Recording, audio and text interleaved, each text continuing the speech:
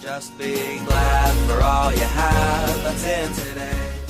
Hey everyone, Connie here, and welcome to my blind reaction to My Little Pony Friendship is Magic, Season 9, Episode 10. So before we begin, you may notice the fan is going. It's really hot in here right now. So it's just gotta keep cool, you know? Second, sorry this is late. Yesterday I went and saw Godzilla King of the Monsters with my family, and then we hung out and played some games and stuff. So yeah, I just wasn't able to get to it. I'm going to get to JoJo today as well, but I wanted to get to MLP first. You're going to be, I don't know what order you're going to see them uploaded in, but yeah, I'm getting to both pretty much back to back. So yeah, Season 9 has been great so far. I'm pretty much going to say this every time, I feel. I don't know what we're going to get with this episode. As usual, I have been pretty much entirely spoiler-free. I have seen one image, and it's Applejack. And there's like no context to the image. Like it was just a picture of Applejack. So I guess Applejack's in the episode, but that doesn't mean it's an Applejack episode. I don't know, hard to say. It might be. It might be. We are due to have another one of those before the finale. I mean, we should have an episode for each of the main six. Have the CMC episode, a Starlight episode, all that kind of stuff. But yeah, I have no clue where this is going to go at all. I doubt we're going to get anything further with the Legion of Doom yet. It's too soon, I feel. They're going to spread that out a little more, I feel. Otherwise, I just have no clue. But yeah, I hope you can hear me just fine even with the fan going. I have it on low setting, so hopefully it's not too loud. But either way, we should just get this started. So, when the screen fades to black, pause this redirect and go to the description below. Follow the link to the reaction, and after you watch it, come back here to the redirect and resume play. Because after it fades to black and then fades back in, everything from that point forward will be my afterthoughts and will contain spoilers to the episode. So, that being said, thank you all so much for tuning in, and I will see you at the reaction. And we are back, and we will begin with spoilers in 3, 2, 1, now. Okay, so, this is probably my least favorite episode of the season so far, but that by no means means that it's bad. I'm not saying when I say that it's bad or that it's anything short of a good episode. It is a good episode. It's my least favorite in terms of it's not something that I can really see myself getting excited to see over and over again. It was definitely a good watch, but again, it's not something I'd be excited to continuously rewatch. That being said, let's discuss a couple things about this. So first of all, the episode focuses on Applebloom and eventually Applejack hunting this urban legend called the Great Seedling. Now, urban legends are pretty darn cool. Whether the creatures in them are like evil or vicious or just mischievous or silly or even nice. Urban legends have always been a really cool, fun thing. There was even an episode of Supernatural that dealt with urban legends. And I've always been interested in that kind of stuff. So it definitely had that kind of appeal to me with that. The Great Seedling, the idea of it itself, like bringing great fortune and harvest to a harvest in any kind of crops, is very much like a lot of the kinds of pagan gods and all that out there, nature goddesses and whatnot. It's a very similar kind of thing to all of those that you see in all of this mythology. And it's really fun. It's really fun to see that kind of thing. And it makes sense to see that in MLP. It works really well. And I like how, in the end, they never actually confirmed or denied the Great Seedling's existence. The episode didn't actually confirm or deny it. We never saw the Great Seedling, but we never also got confirmation that it was just a legend either, that it was fake. And I like that. I like that they actually kept it um, unclear in the end. I think it helps add to the, well, urban legend feel of it. Um, Plus, it's just a nice touch that they didn't actually confirm it one way or the other. I also like the idea of Applejack starting off as being a skeptic of this. Because Applejack, as we know, is very heavy into honesty and truth and uh, just like very strong, like see it with my eyes ideals, basically. um,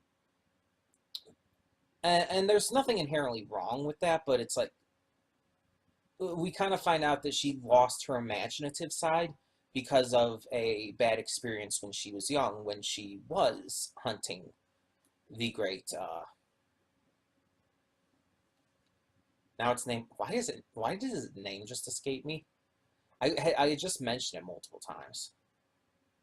Either way, when she was hunting it, she had a bad experience, and it kind of caused her to lose her imaginative side and put all of her focus into work and everything. And it makes you think of that old saying, all work and no play makes Jack a dull boy. Um, um, and you hear variations of that all the time, but it's like, it's true. You have to have a balance. You have to have a balance in order to live, well, healthy. Um, and the thing is, Applejack has always come across as a character who definitely was unbalanced in that.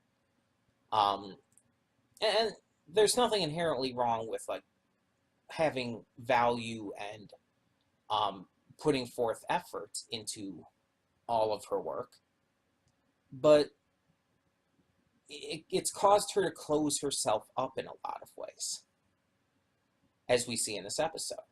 And so the message ended up coming out as you have to learn to enjoy life, and that you're never too old to have fun. You're never too old to be a kid. And it's like, I believe it was the fourth Doctor from Doctor who had the line, how did it go? What fun is being grown up if you can't act childish sometimes? Something like that.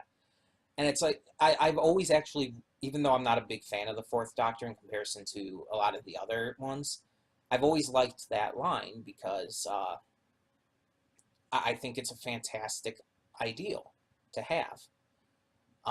It's not saying that you have to act like a little child or anything. It's just saying, like, have fun. Get that childlike wonder and joy from the things that you do. And do things that will give you that childlike wonder and joy. It's like, life doesn't have to be nothing but seriousness all the time. That's what that kind of lesson is trying to say, and it's important. I think that this lesson was geared towards a lot of the adult audience, but also to the young audience who has to remember that as they grow up, especially those who have grown up with this show, they don't have to lose that spark that makes them enjoy this kind of stuff. Hell, that's kind of basically what the Brony fandom is built on. Still enjoying this kind of stuff into our adulthoods. There are bronies of all ages. There are bronies over 50 years old who still enjoy this stuff because of the messages, the characters, the stories and themes. And this episode speaks to us. And I mean, obviously, I'm not that old, but it's still. Now, we also had a lot of stuff regarding the Apple parents in this episode. Now, there was nothing like super heavy into like showing them speaking or anything. We did see them briefly in a flashback, and they were talked about by Applejack. And although we didn't get like any big scenes or anything with them, it's really, really good to see that we're showing them again, at least. Even just in a little cameo appearance like this, it's still fantastic, and it still comes across as, yeah, we want to show this off. Like, we did good. The fans loved that episode. There were a couple naysayers, but most of the fans were just in love with that episode. And it's like, so yeah, they understood that showing it again, even in just a cameo appearance, would definitely be something the fans would want. And they did it well. It felt well integrated. Now, as for any negatives I have with this episode, it was kind of slow and boring a lot of the time.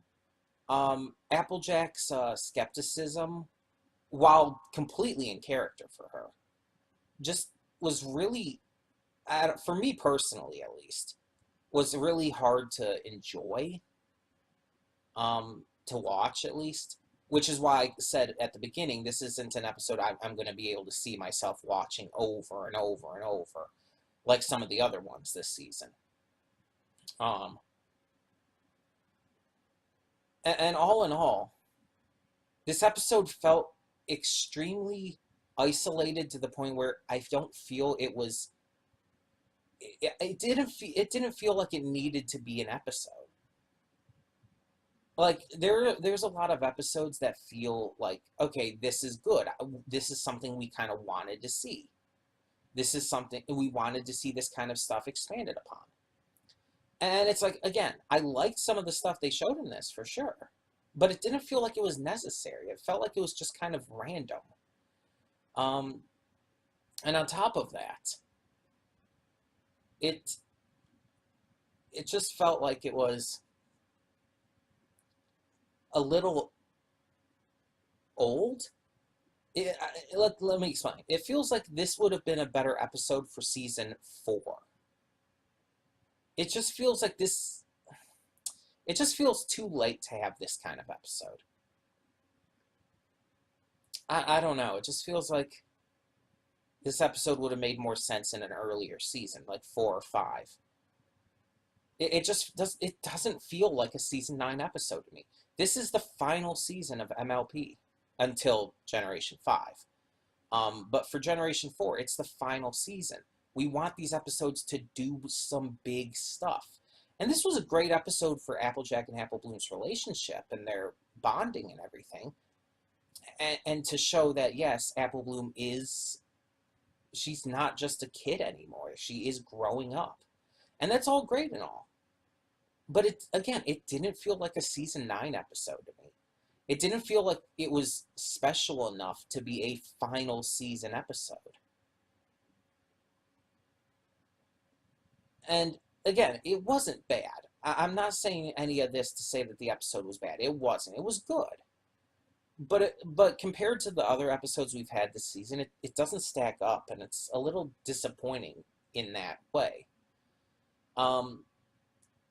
But either way, at least it's not a bad episode. We can say that. Yeah. To be fair, I may have a bit of a bias here because I've never been as big into the Apple family stuff. If I'm being honest, I've just never been as big into it. There's a couple exceptions here and there, like, hell, the Apple parents. When The Perfect Pair came out, like, yeah, I was all over that, and it's one of my favorite episodes. I'd say probably number 2 after Amending Fences. And that's an exception, though. Normally, the Apple family episodes aren't as much my thing. I don't like them. I don't like their characters as much. I like their characters, just not as much as the others. Applejack at this point would probably be, well, it's either her or Rainbow Dash. It kind of switches back and forth every now and again. But at this point, I'd say she's probably my least favorite of the main 6. Not to say I don't like her, just my least favorite. And that's kind of the theme with this episode. It's good, but it's just my least favorite of the season so far. I enjoy it, just not as much as every other episode this season. So yeah, there is that. Hopefully, though, we get some more great stuff in the future. And I hope we get more stuff with, like, the CMC as a group and all. Because we definitely need to close out quite a few things with them. And there's still a couple plot holes, such as Diamond Tiara and Silver Spoon's just sudden disappearance from the show, that I really, really hope are given proper conclusion to. But yeah, overall, I enjoyed this. Tell me in the comments below what you thought of this episode of My Little Pony Friendship's Magic Season 9. And thank you all so much for tuning in. For now, I'm Connie, and I'm signing off. See y'all next time. And though you've come through many obstacles,